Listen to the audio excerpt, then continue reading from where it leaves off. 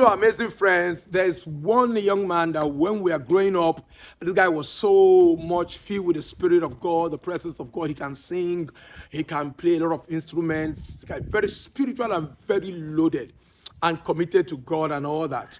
But you know what happened? It got to the point where he began to see life from the perspective of money. His giftings, his talents, his spiritual compositions, the things that God has given to him, spiritual wirings, and all the rest of them, he began to merchandise them. Yes, he began to see it from the perspective of this is my skill, this is my ability, my spiritual ability, my physical skills, my musical skills.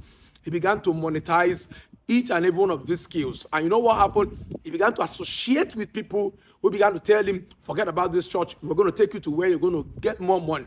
This guy now plays some musical instruments in the church and also goes ahead to play in nightclubs. This is so bad.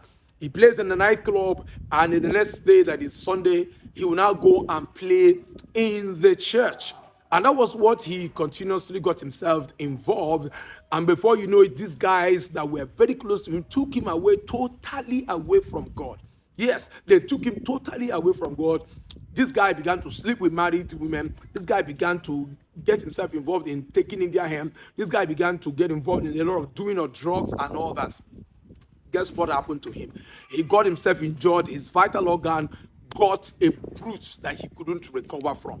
And that was how this guy died. A young, powerful young man died mysteriously. Why am I sharing this story with you? One of the things that have actually made so many believers and so many Christians to mess up is when they have found themselves in an environment where they cannot manage the pressure of money and also the pressure of insufficient funds. There are two pressures of money. Having excess money can constantly move you away from the things of God if you have not built some spiritual stability. Not having enough money can also lure you into doing some dirty things, prostitution, and you think that maybe once in a while you can just go to church and all that. Before you know it, it will drag you away. How do you build your spirit in this regard? Make sure that you are accountable and make sure that someone is there to always direct you, and never you stay away from the environment of your growth.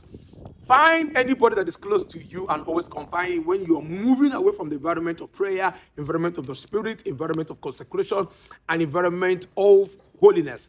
As long as you give attention to these things, I'm so glad that your spiritual life will never collapse. I pray for everyone that is watching me today whose spiritual life is under attack, who because of insufficient funds wants to get into something dirty. May God strengthen you.